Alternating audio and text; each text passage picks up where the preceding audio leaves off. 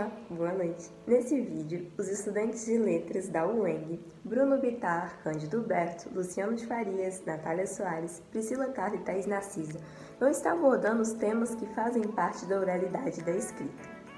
Bom, existe certo e errado quando falamos de língua escrita e oral no português e no inglês?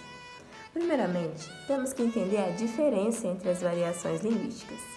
A variação oral é a língua que falamos, e ela é livre, ela é espontânea, ela é natural e não está muito presa a regras, mas o que importa é se a comunicação e se o convívio social conseguiu ser executado com sucesso.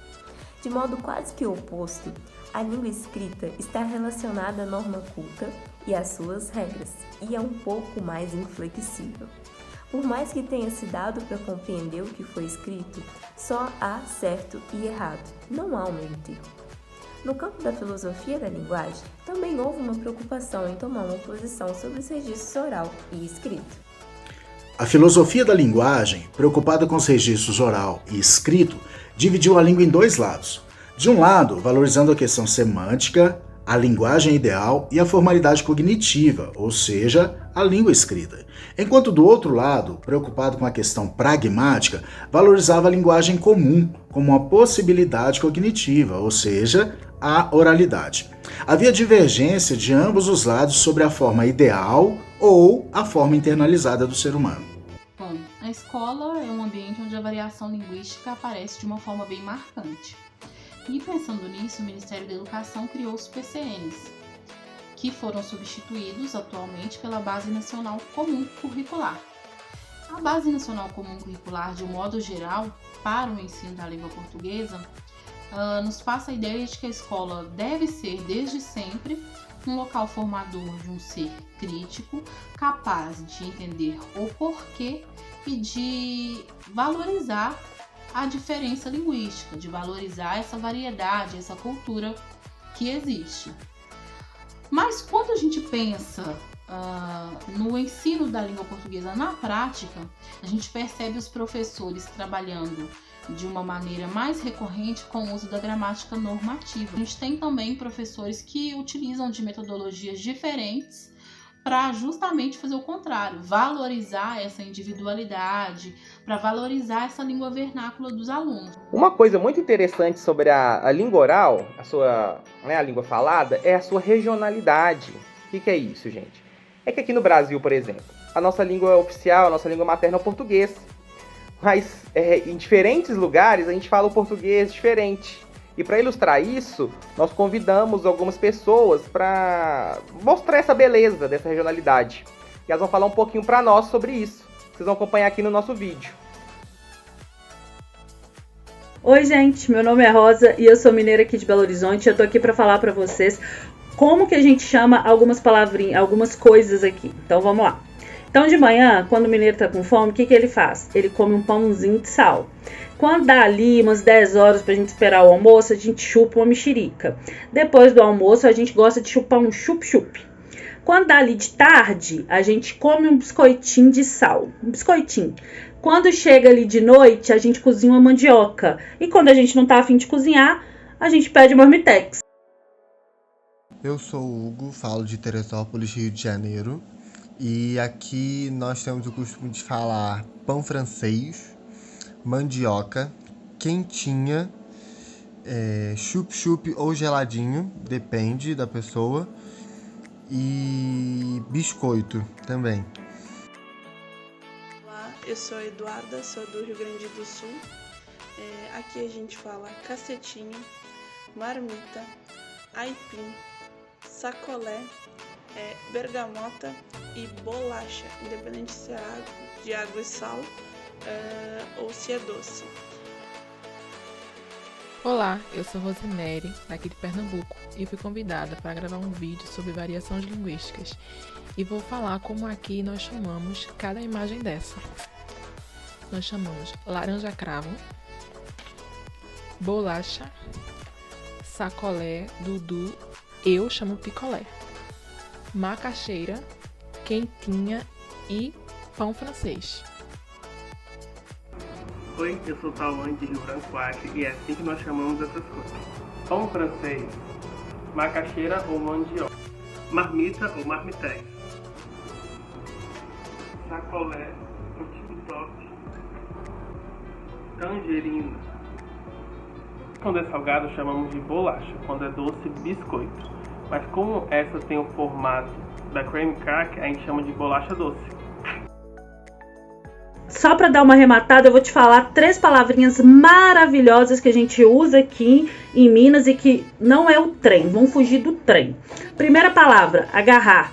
A gente usa agarrar para um monte de coisa, por exemplo, nossa, tô atrasada, vou agarrar hoje. Vou agarrar porque o trânsito tá muito agarrado. Então o trânsito tá agarrado, não vou conseguir chegar na hora. A segunda é apaixonar. Por exemplo, apaixonei nessa blusa, vou levar. Tô apaixonada com essa blusa. Não, apaixonei demais com você, vai lá em casa.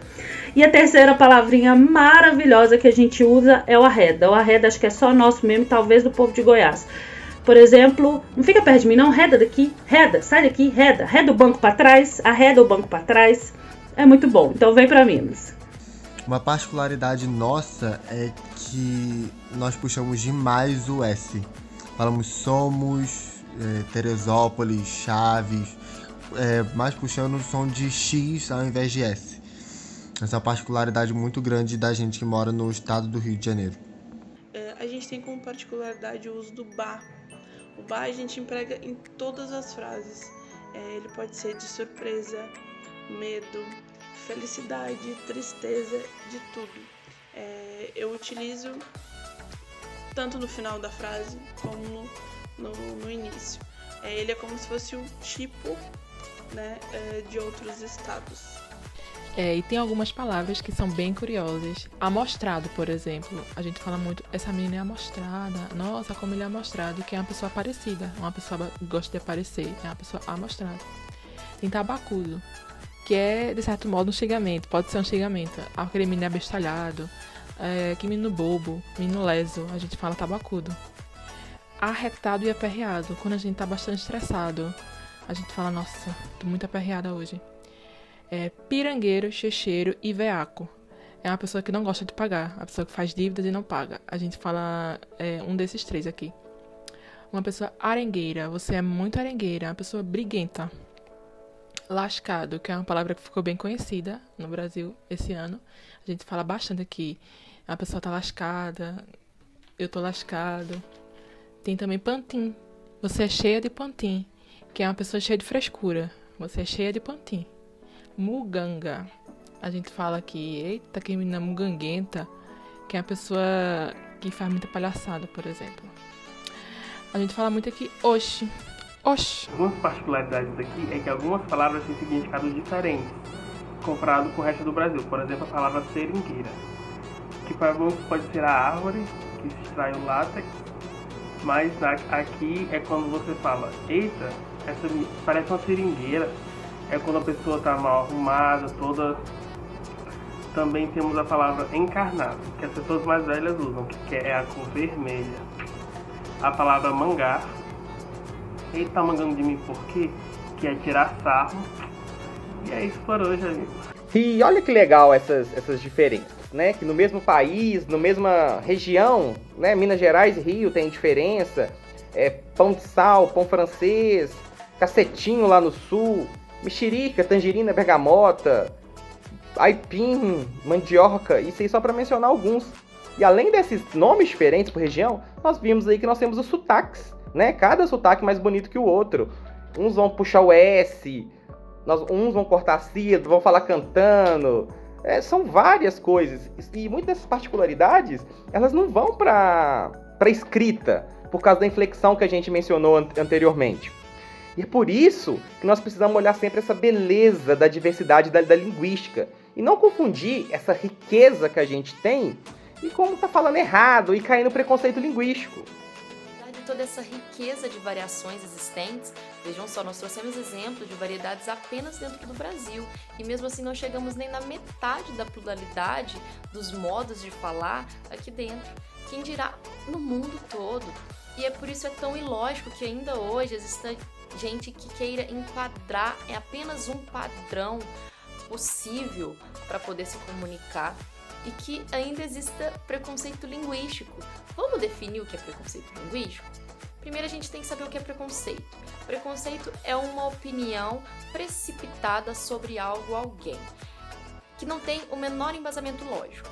Então, o preconceito linguístico é uma opinião precipitada sobre o modo de falar, sobre a variação linguística da pessoa e que visa inferiorizá-la, rebaixá-la em função de uma variação melhor, de uma variação ideal. Geralmente é quem pratica o preconceito linguístico, é quem cultua muito a variação da língua escrita, a variação formal da língua.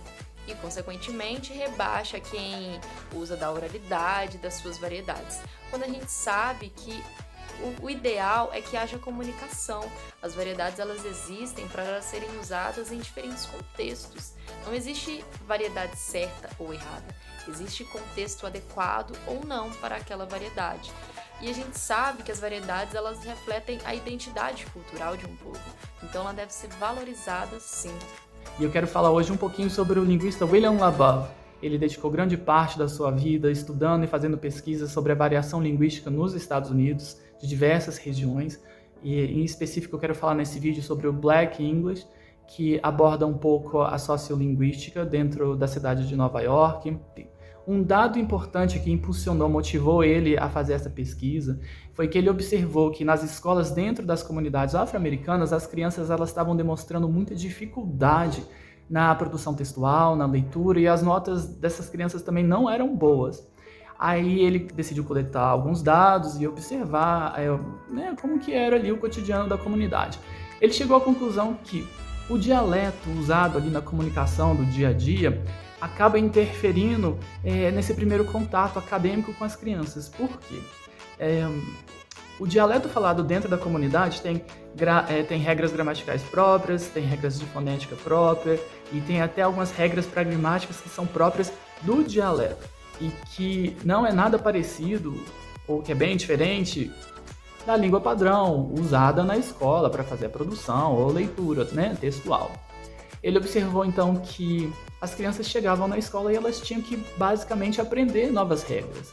Ele até comenta no livro que essas crianças elas acabam virando poliglotas da mesma língua, porque dentro de casa, na comunidade, elas sabem utilizar perfeitamente o dialeto do Black English e na escola elas estão aprimorando ali a usar as novas regras da língua padrão. Então, para encerrar o vídeo, eu quero fazer uma observação que o próprio linguista ressalta no livro, que é que, apesar dos dialetos serem diferentes da língua padrão, isso não quer dizer que é uma forma errada de se comunicar ou que é uma língua pobre. Pelo contrário, os falantes dos dialetos, eles não saem colocando qualquer palavra na frente de forma aleatória. Eles seguem um sistema organizado de regras de como interagir dentro daquela língua, dentro do dialeto. Mas, infelizmente, ainda muitas pessoas consideram os dialetos uma forma errada de falar a língua inglesa. William Labov diz que não é uma questão de certo ou errado, é apenas uma questão do que está adequado ou apropriado a cada interação, a cada situação.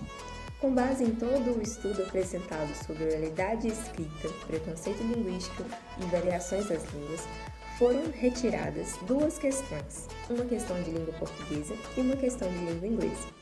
A questão de português foi retirada do Enem de 2015 e, segundo a BNCC, trabalha com o ensino médio, as linguagens e suas tecnologias, na competência de número 4 e habilidade de número 02, que busca empregar o estilo de linguagem adequado ao uso. Nessa questão foi apresentado o texto Palavras Jogadas Fora de VR, e nesse texto foi trabalhado a preservação das variedades linguísticas. Já a questão de inglês foi retirada do Enem de 2020 e trouxe um cartoon que apresentou um homem que precisou adequar o seu inglês para que o interlocutor conseguisse entender. A habilidade da BNCC EF06-LI16 diz a respeito da construção de um repertório usado para o convívio social. Desse modo, as questões trabalharam a variedade e a necessidade da preservação das línguas. E também, assim como Evanildo Bechara defende, foi apresentado o ser poliglota na sua própria língua, sabendo se adequar ao ambiente.